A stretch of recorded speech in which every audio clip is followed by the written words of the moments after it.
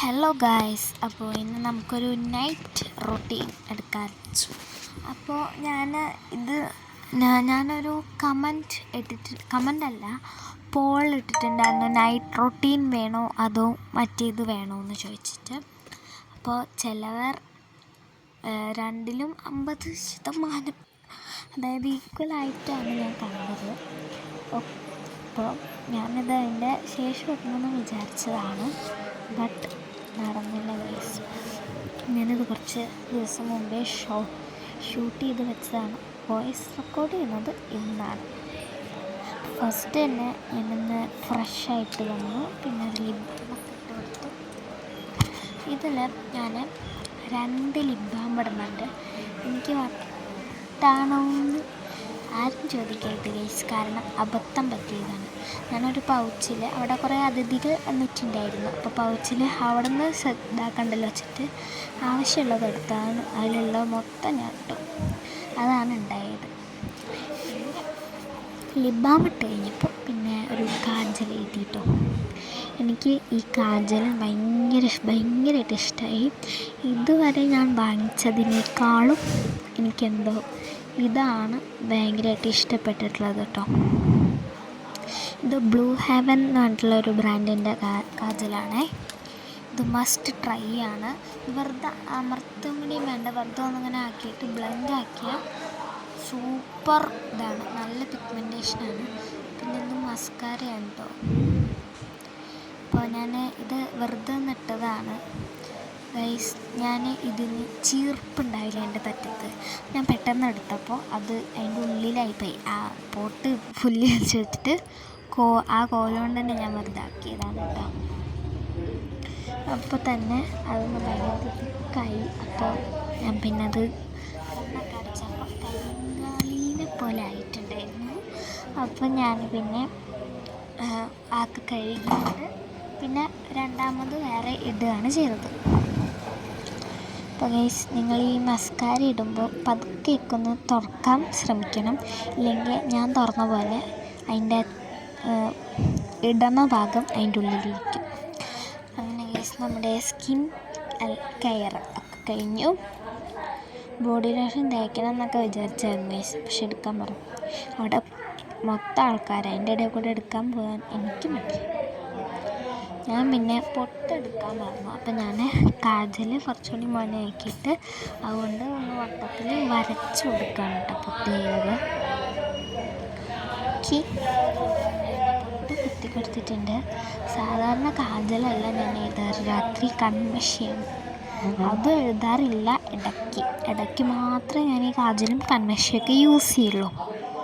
ഇനി നമ്മൾ അടുത്തത് ഇതാണ് ഈ പൗച്ചിലാണ് ഞാൻ തുടങ്ങുന്നത്. അങ്ങനെ അതൊക്കെ സെറ്റ് ചെയ്തു.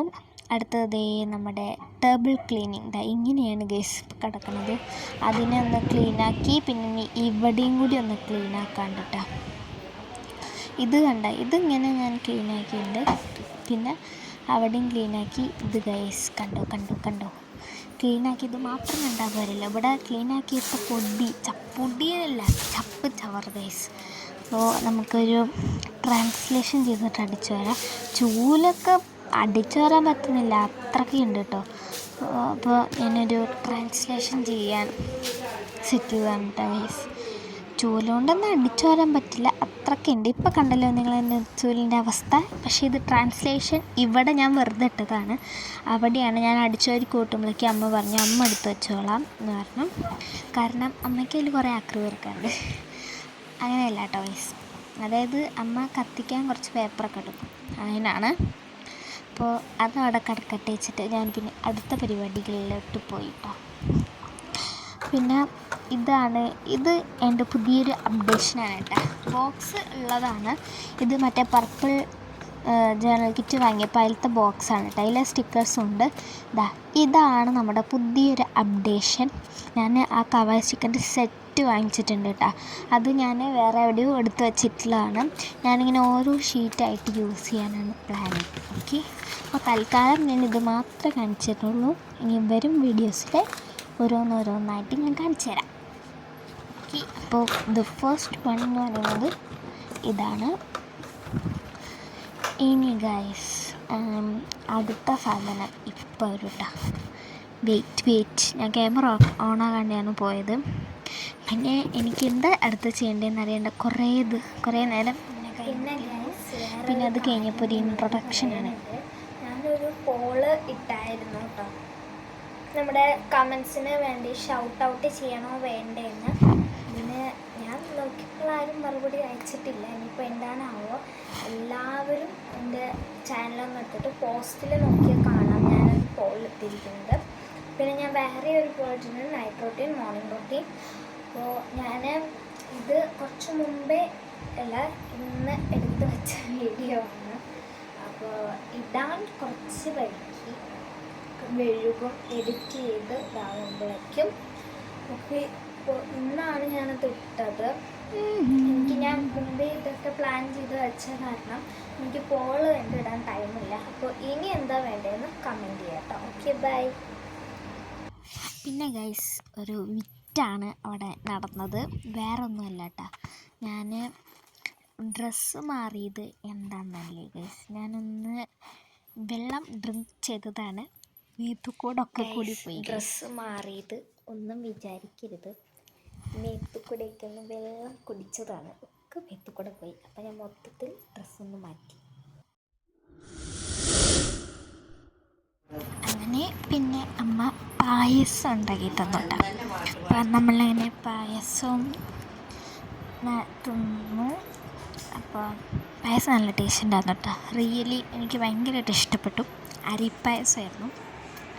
അതെ, ഞാൻ പിന്നെ തിന്നുന്നതിൽ എക്സ്പേർട്ട് ആയതുകൊണ്ടാണ് കുറച്ചൊക്കെ നിലത്ത് പോയത്.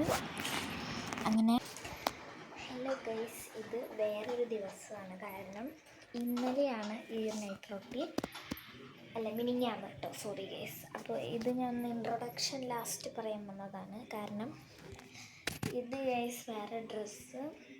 അന്ന് പായസം കുടിച്ചുല്ലോ. പിന്നെ ഞാൻ അന്ന് കുറേ തിന്നു പായസം. അതുകൊണ്ട് ഞാൻ ചോറുണ്ടിട്ടില്ല, നേരെ സ്ട്രൈറ്റ് ബെഡ്, അതാണ് ഉണ്ടായത്. അപ്പോൾ എനിക്കൊന്നും എടുക്കാൻ പറ്റിയിട്ടില്ല. അപ്പോൾ അത്രയേ ഉള്ളൂ നമ്മുടെ നൈറ്റ് റൊട്ടീൻ. ബൈ.